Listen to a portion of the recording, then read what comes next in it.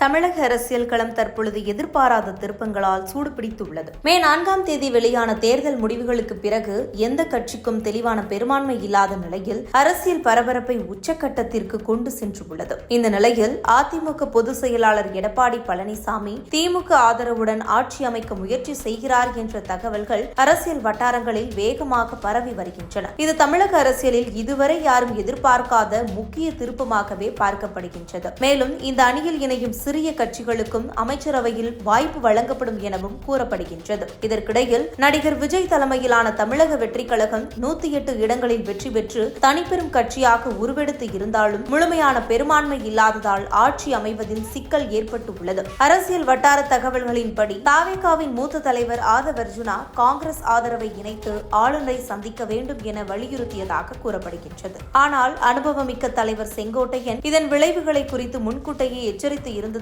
தகவல்கள் வெளியாகின. தாவேகா தரப்பில் தனிப்பெரும் கட்சி என்ற அடிப்படையில் ஆட்சி அமைக்க முயற்சி செய்யாமல் கூட்டணி ஆதரவு பட்டியலை வழங்கியதால் ஆளுநர் 119 எம்எல்ஏக்கள் எங்கே என கேள்வி எழுப்பியதாக கூறப்படுகின்றது. இதுவே ஆட்சி அமைக்கும் முயற்சிக்கு பெரிய தடையாக மாறி உள்ளதாக அரசியல் பகுப்பாய்வர்கள் கருத்து தெரிவிக்கின்றனர். இதன் பின்னர் இரண்டாவது முறையாக ஆளுநரை சந்தித்து தனிப்பெரும் கட்சி என்ற அடிப்படையில் உரிமை கோரப்பட்டாலும் பெரும்பான்மையை நிரூபிக்க முடியாத நிலை தொடர்ந்ததால் தாவேகாவின் ஆட்சி அமைக்கும் கனவு தற்காலிகமாக தள்ளி போயுள்ளது. இதற்கிடையில் திமுக அதிமுக இணைந்து ஆட்சி அமைக்கும் சூழல் உருவானால் தாவேகா எம்எல்ஏக்கள் ராஜினாமா செய்யக்கூடும் என்ற தகவல்களும் பரபரப்பை ஏற்படுத்தியுள்ளது. இந்த அரசியல் குழப்ப நிலையிலே தாவேகா பொதுச் செயலாளர் புசி ஆனந்த் கட்சியின் எம்எல்ஏக்களிடம் நம்பிக்கை இழக்க வேண்டாம் என அறிவுறுத்தியிருக்கின்றார். எதிர்க்கட்சிகள் எவ்வளவு முயற்சி செய்தாலும் உறுதியாக இருங்கள், நல்லதே நடக்கும் எனவும் அவர் கூறியதாக தகவல் வெளியாகின. மேலும் விரைவில் விடுதலை சிறுத்தைகள் மற்றும் மார்க்சிஸ்ட் கட்சிகளும் தாவேகாவிற்கு